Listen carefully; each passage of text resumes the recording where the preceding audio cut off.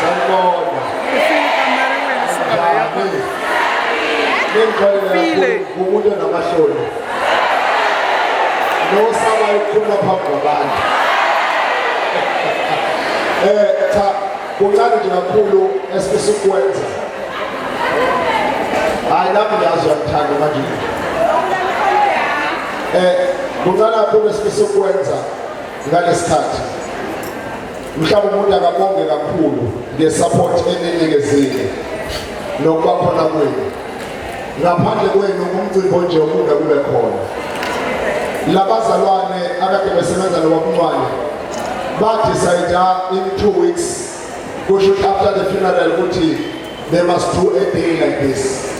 Ayikho indlela engcono yokukhumbula isifiso ngaphandle kwaleli yenzile ukuthi nize we have contributed your money natshelisa ukuthi bengamthandi ngoba ephila nemthanda ngenhliziyo zenu noma ngicela ngishaye izandla just for yourself.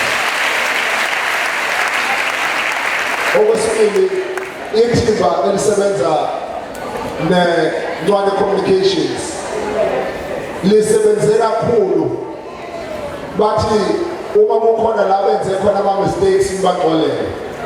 Ngiyazi ukuthi mhlawumbe abanye abantu ngekho sihleli la sikhokhile kanjani sicela ukuthi konke lokho nisale sesedlulisa sibonga ukuthi uNkulunkulu usinikezile unyaka omusha u2017. Siyabonga kakhulu.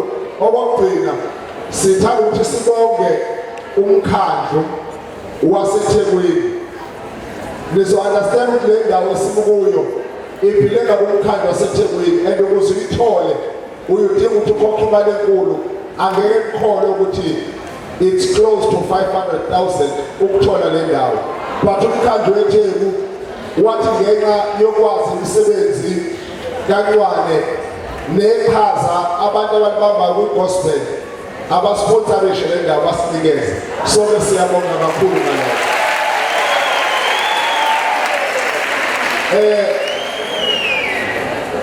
Ngisazobiza ozosibingelela on behalf of the mayor. I do promise you ukuthi he is not a politician. He is a young man who happened to be saved by grace. Akubona ukuthi sonke njengoba sikwazi ukungena ku2017 kungenxa yokuhlakanipha kwethu. I just heard ukuthi one of the singers uGeorge Michael followed them ngosifiso and passed on. That must show you ukuthi awuhleze emhlabeni ngokungcono kunabanye abantu. Uhleli ngenxa yegrace kaNkulunkulu. Sibonga nje ukuthi uma siphuma la anything can happen to me. Anything can happen to you. Kodwa uNkulunkulu usindisile wasave up to this far. Yingakho sithi siyabonga kakhulu, siyabonga uNkulunkulu. Siyathembisa ukuthi unyaka ka2017 khona ngibone kuFacebook ecuthe ngesithini bafake isithombe sakhe athi ngifuna ukubona lo mfundisi wathi 2016 is my year. Ukusho ngoba ngo2016 akwenzekanga lutho okwakushowa abefundisi wabefundisi basithembisa nalastephane this is your year nangaloya this is your year. Manje abantu badisifuna ukubona. But I always say to people, 2017, unfortunately, is not your year. 2017, it's God's year. Yonke into ezokwenzeka empilweni yakho yingoba uNkulunkulu uzobefuna ukuletha udumo kuye. So you are going to be blessed, not because wena yingekho ukuthi uNkulunkulu uzobesenzela umusa. So akekho umuntu ongeka experience umusa kaNkulunkulu. Therefore, noma bangathi 2017 is not your year, 2017 is God's year, you are going to say a testimony ezobonisa ukuthi uNkulunkulu uyaphila kuwe. Siyabonga uNkulunkulu ngicela umbhayitha shononi asibingelele ukhansela omuyena osebenza kule ndawo usemncane ukhansela uphuzwayo. Siyabonga kakhulu. Ayaphila ngashadi ngiyangishada. Bakhala bashadile. Selotoliwe.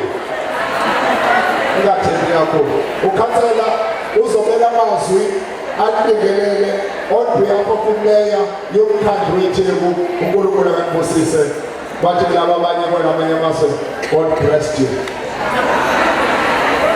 Hallelujah. Hallelujah. Ayibonga Nkosi bazalwane. Awumlandi bazalwane. Ngawusho qala amen. Awumlandi. Hallelujah. Hayi phela bazalwane ukuthi ngikhansela ukudla ngoba ngiyakholwa.